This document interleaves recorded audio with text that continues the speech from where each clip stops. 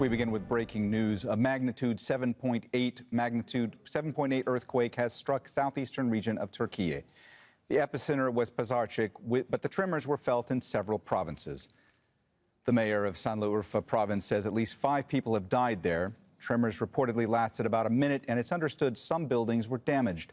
A fire has also broken out after the earthquake in Kahramanmaraş province. For more on this, I'm now joined by Sinem Kasolu, who's monitoring developments from Istanbul. Sinem, what more do we know at this point? Mohammed, this is one of the biggest earthquakes that has happened in Turkey. As far as we see that it has been felt everywhere, from southern coastal cities to northern coastal cities by the Black Sea, from Damascus to Beirut. And we have been speaking to people in the area, to our colleagues and to our friends as well. They have been telling us that this is the worst earthquake they have ever seen. As some would remember, in eastern city of Elazığ, there was also an earthquake nearly 2 years ago, and the experts have been discussing that there are some fault lines that are moving in, that Turkey needs to be very careful about potential earthquakes in the region. And now some experts in Turkish media are discussing that this is this is actually what the expected earthquake is. But so far, we are hearing that some buildings are collapsed, especially the old buildings in Diyarbakır and in Kahramanmaraş.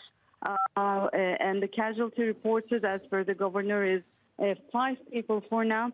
But the impact of this earthquake is seen and felt in many cities, not only the epicenter of Kahramanmaraş.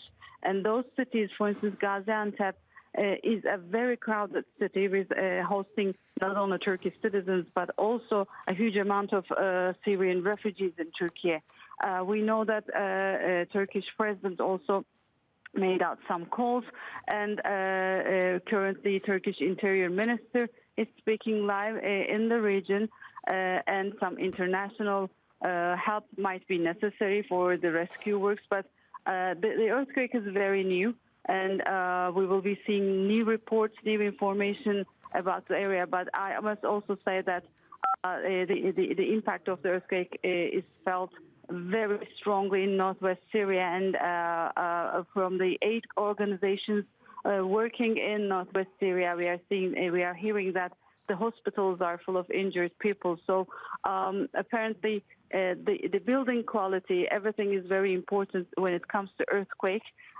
For Turkey, that has suffered many earthquakes in its recent history, this is also one of the very important times. But Mohammed, the worst thing about this earthquake is the weather condition. For instance, since yesterday, schools have been shut down in the Turkish capital, Ankara, in Istanbul. Istanbul hasn't even seen much rain this year, but it's snowing. Flights to the region have been canceled.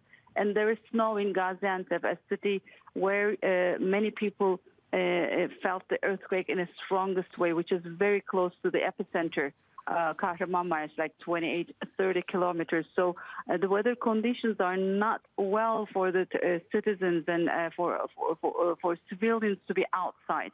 There is snow outside, there is rain outside, and even, let's say, their buildings are not damaged, people will not be staying, of course, inside those buildings. And this is a tough time for Turkey. This is a very tough time for the citizens living in the country, all the people. So we will be following the developments and following the quotes by the Turkish authorities. Some centers report that this is a 7.8 magnitude earthquake. Turkey's Disaster and Management Agency says this is 7.4.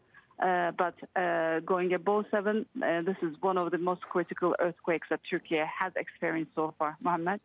All right, that's Al Jazeera's Sinem Kasolu. Thanks so much for all of those details. We'll be checking back with you for more shortly.